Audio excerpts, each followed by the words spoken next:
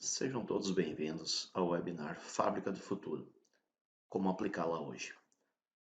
Meu nome é Vanderlei Reisner e eu sou da Engenharia de Aplicações da SKA São Leopoldo. Bem, o tema de hoje é a Fábrica do Futuro. Ela está diretamente ligada à complexidade que vem sendo uma crescente nas produções das empresas como um todo, uma constante alteração das variantes de produtos, né? A fábrica digital na realidade, ele é um conjunto de ferramentas e de métodos que é a chave para lidar com uma escala global de planejamento de produção, que a gente acaba vendo hoje na nossa economia de uma forma geral. A produção, ela é caracterizada por algumas tendências que são realmente complexas de serem lidadas. Eh, Coisas normais, como, por exemplo, a redução do prazo por parte do cliente, né? Uma contínua melhoria do processo de qualidade, uma preocupação cada vez maior com a nossa produtividade, e isso acaba tendo também um impacto no nosso processo, né? A personalização do produto, isso acaba gerando uma necessidade de reduzir ciclos de produção, estreitar os fluxos de produção, reduzir o tempo de colocação no mercado de trabalho e ser capaz de introduzir novas variantes desse produto de forma mais dinâmica, né? Dentro do processo produtivo. Bem, quando nós falamos da fábrica do futuro, nós precisamos lembrar que com esses novos momentos que a gente vive mundialmente, né, então novos desafios operacionais são lançados e isso fortalece o renascimento da indústria como um todo. Então, áreas que normalmente são áreas que são mais afetadas, né, são a qualidade de regulamentações, as tecnologias aplicadas, custos, que é sempre um tema que vai estar em voga, né, em qualquer conversa que a gente venha a ter em relação à indústria, né? Personalização em massa, ou seja, variantes do mesmo produto, as operações sustentáveis, e a força de trabalho do futuro, onde é que elas vão estar alocadas e como elas vão funcionar. Então, esses são alguns temas básicos que a gente fala que são do renascimento da indústria, que está criando esses novos desafios operacionais. Quando nós falamos do renascimento da indústria, é preciso lembrar do que está acontecendo agora. Há pouco tempo, o tema em voga era Indústria 4.0, mas isso foi ontem. Então, a parte de cadeia de suprimentos, recursos físicos, isso tudo já está no passado, vamos dizer assim. O que a indústria hoje está focada em fazer funcionar num processo agilizado, vamos dizer assim? A parte digital, que é a cadeia de valor e virtual twin. Quais são as preocupações do amanhã, do futuro? São fabricantes inovadores. Então, em vez de eu me preocupar com a cadeia de valor, eu vou me preocupar com uma rede de valor. Ou seja, eu passo a não só ver mais os meus fornecedores e clientes, mas sim eu passo a ver esse mesmo fornecedor e cliente numa visão mais global, ou seja, com todas as experiências linkadas a eles. Então, não basta só eu produzir algo, mas eu tenho que produzir algo dentro da experiência desse meu cliente final. E quando a gente falava de Virtual Twin, que é hoje, amanhã a gente vai falar do Experience Twin. E o que isso impacta nas relações da indústria, nesse renascimento da indústria. Nessa parte de recursos físicos para 3D Experience Twin, algumas coisas são necessárias que a gente estabeleça para que fique bem claro o que muda do hoje para o amanhã. Bom, a primeira coisa que a gente está baseado, num lado, em recursos físicos e no outro lado, na cadeia de informações do nosso cenário. A parte física está vinculada a ativos, ele é localizado, então georregiões, né, específicas, ele é isolado, normalmente por usuários, enfim, por áreas, é transacional e direcional, ou seja, eu mando a informação e recebo a informação. Então, eu preciso enviar para receber. Já quando a gente fala em 3D Experience Twin, primeiro que ele é vinculado à imaginação. Então, ele vai usar sempre a experiência do processo como um todo para tomar decisões, para gerir o processo como um todo. Ele é global, então ele não se limita mais a georregiões específicas. Eu posso ter ele em qualquer lugar adaptado facilmente. Ele é colaborativo, ou seja, eu não limito mais ao usuário ou áreas, por exemplo. Ele é baseado em modelo, é um circuito fechado. O que acontece? Em vez do meu equipamento enviar e receber informação, ele passa a enviar e receber e interagir com as informações, ou seja, ele toma decisões baseadas nas informações recebidas. Então isso se torna um ciclo fechado e aí cada vez mais eu vou ter as máquinas lidando, pensando diretamente em manter informações cruciais para que as outras possam operar.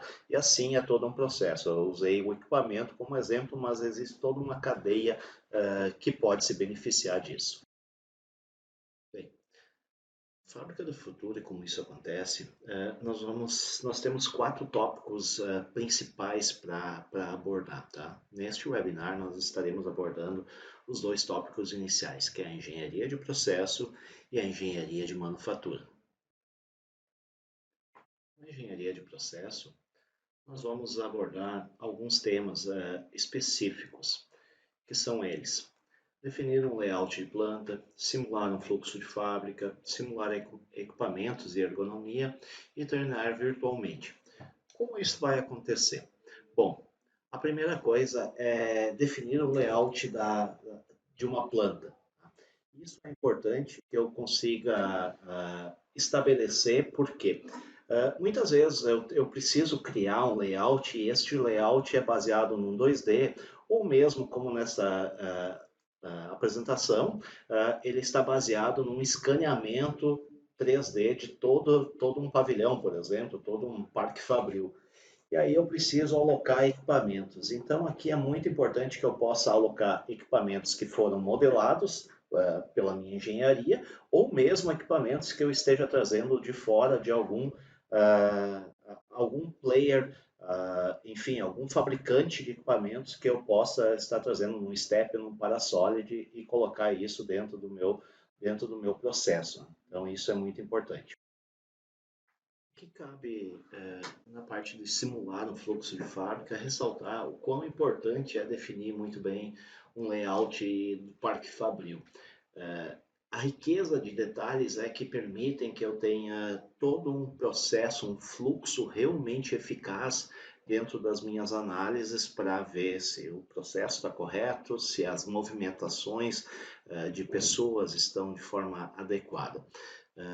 Isso é muito importante a gente salientar, que a gente tem todas as tomadas de decisão baseadas em fatos reais, ou seja, então eu consigo ver a movimentação, por exemplo, de veículos autômatos, eu consigo ver a movimentação de pessoa, fluxos, vamos dizer, que não estejam da forma mais adequada, ou seja, eu tenho muito movimento dentro do meu processo, e pouca efetividade, então eu consigo balancear isso de uma forma muito mais visual do que qualquer outra forma que eu possa vir a fazer, que a gente não tenha esses dados em mãos.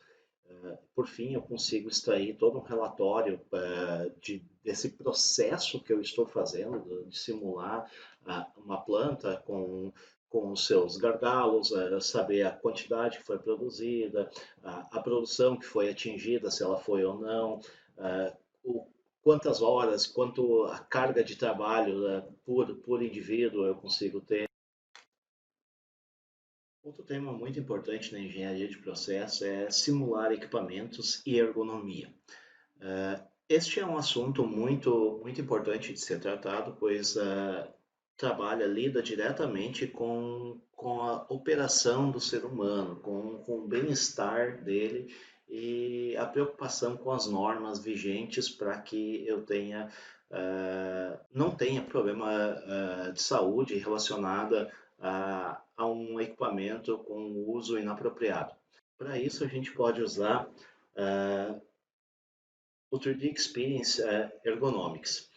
Como nesse exemplo, a gente pode ver que, por exemplo, colocando este sistema de parafusamento, que é um sistema relativamente simples, uma parafusadeira pneumática com a condição feminina, com uma determinada estatura dessa condição, ó, veja que quando a estatura baixa, o risco fica maior ainda. Então, antes eu tinha um alerta, agora eu tenho um risco realmente. E essa condição, ela só é atendida neste quesito aqui se for um homem com estatura alta para poder operar. Então, para isso a gente vai fazer agora um ajuste desse equipamento, posicionando ele numa forma que possa verificar se vai atender, se vai melhorar o processo para parafusamento, né? Então, tudo isso é simulado, eu sigo as normas internacionais, então vejam que já me mostrou os cheques verdes lá em cima, dizendo que para todas as características envolvidas, ele atende dessa forma, então não causa nenhum malefício ao colaborador, e isso facilita muito o nosso processo. Então, uma vez criado isso aqui, eu defino e isso passa a valer. Aonde que isso vai impactar na minha empresa?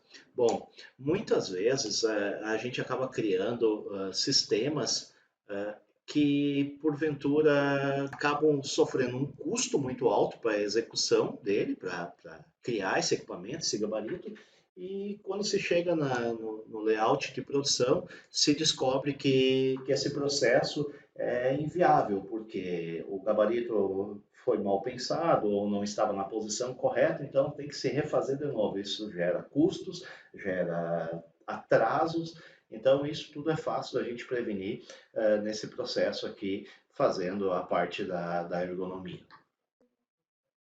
Outro tópico de bastante importância na engenharia de processo é a parte de treinar virtualmente. Então, como é que isso acontece?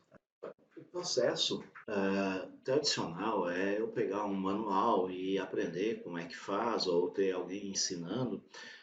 Quando a gente fala em treinar virtualmente, a gente está falando uma tecnologia bastante avançada, que é a utilização de óculos de realidade virtual. Então, para isso, eu tenho alguns cenários que, por exemplo, toda vez que eu busco a informação no meu ponto de interrogação, ele me diz qual é o item a ser inserido, aonde é para ser inserido, então mostra aqui, e aí eu vou buscando esses itens e vou fazendo todo o meu processo. No que isso acaba facilitando o meu processo? É que essas etapas são estabelecidas e eu não tenho como pular etapa para poder avançar para o final, por exemplo. Eu preciso seguir todas as etapas e isso acaba comprovando que efetivamente eu treinei, eu fiz todo o meu processo e eu sei exatamente como ele deve acontecer. Então isso é muito importante e aí no final eu posso resetar e reiniciar quantas vezes forem necessárias, né? Para que esse processo seja estabelecido. Bem, o nosso próximo item agora é a engenharia de manufatura, tá? Baseada em modelo e colaboração, tá? Então, como é que ela interage na nossa fábrica do futuro? Como é que isso acontece no nosso processo?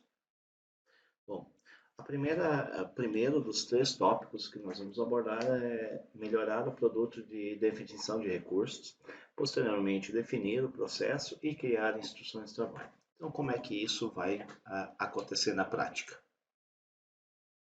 Na questão de melhorar o produto e definição de recursos, é importante que a gente possa entender o nosso fluxo de trabalho aqui dentro, né, na definição desses recursos. Então, obviamente, eu vou vou estar utilizando um exemplo prático disso aqui. Então, eu tenho essa caixa de transferência e eu preciso verificar quais são os itens da minha EBUM, nesse caso, né? E como é que eles estão alocados nesse meu processo de MBOM e EBUM uh, e, e que estejam nesse Manufactured Item Definition. Tá? Então, a primeira coisa que a gente vê é o nível pai, vê o nível filho, que é uma submontagem, e dentro dele algumas outras submontagens. A primeira coisa que eu quero entender é como é que esses processos estão elencados entre eles. Quais são os grandes problemas que eu tenho aqui normalmente? É que eu não consigo visualizar isso em 3D. Então, eu consigo ver a locação, mas eu não consigo ver exatamente o produto. E aqui isso se torna muito prático e fácil. Então, veja que eu expando a um nível acima e eu consigo ver todos os produtos que estão alocados dentro daquela submontagem, daquele item. E isso é muito importante para que eu tenha a visão do todo de uma forma mais rápida e fácil. Isso é importante por quê? Porque todo o processo que está estabelecido por trás anteriormente, desde a minha definição de planta ao meu processo da engenharia de processo, aqui agora é onde é que eu consigo ver a efetividade. Outro tópico de bastante importância na engenharia de manufatura é a definição de processo.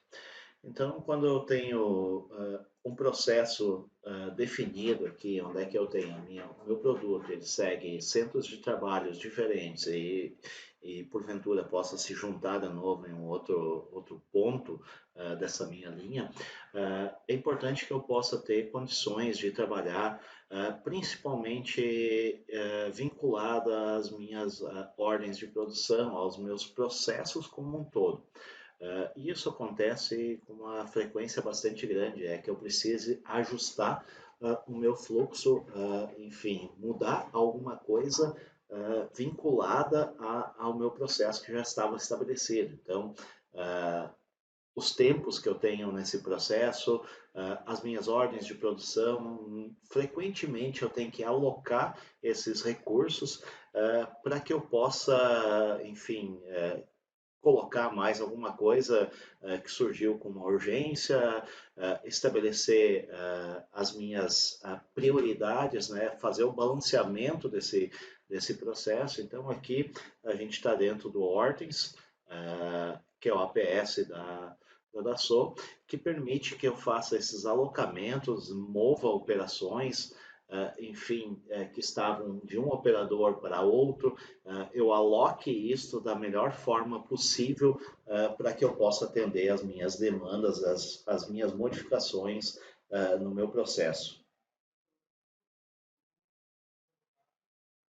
Criar instruções de trabalho é uma outra das etapas que é bastante importante nesse processo da engenharia de manufatura e é importante que eu possa fazer isso de forma rápida e prática. Né? Para isso, a gente está usando o Delme Apriso. Uh, ele facilita na hora de criar essas instruções de montagem, é que ele vai captando, de acordo com o que eu vou fazendo de inspeções, de colocações de textos, enfim, de todos os cenários, ele vai captando cenas e vai salvando essas cenas. Isso pode ser publicado, pode ser visto via web, por um tablet, enfim, por qualquer profissional dentro da minha empresa que tenha acesso à internet. Bem, quando nós falamos de fábrica do futuro, tá? O que é a fábrica do futuro? A fábrica do futuro é ampliar o mundo virtual para aprimorar o mundo real. É sempre baseado na experiência. Aprimorar o mundo virtual com experiências operacionais reais. Então, a gente está sempre buscando o que está lá na ponta para que a gente possa tomar as melhores decisões. Capturar o conhecimento e habilidade, tá? Isso é muito importante porque isso traz para a nossa organização todo o know-how para serem aplicados no nosso processo como um todo. E por fim, capacitar a colaboração e tomada de decisões. Então, quando a gente tem todos esses cenários estabelecidos, com certeza a gente está caminhando para a fábrica de futuro. Então, eu gostaria de agradecer a todos pela presença no webinar. O chat depois vai estar aberto para dúvidas, então vocês podem perguntar e, à medida do possível, a gente vai respondendo. Gostaria, em nome da SKA, agradecer novamente a presença de todos. Muito obrigado.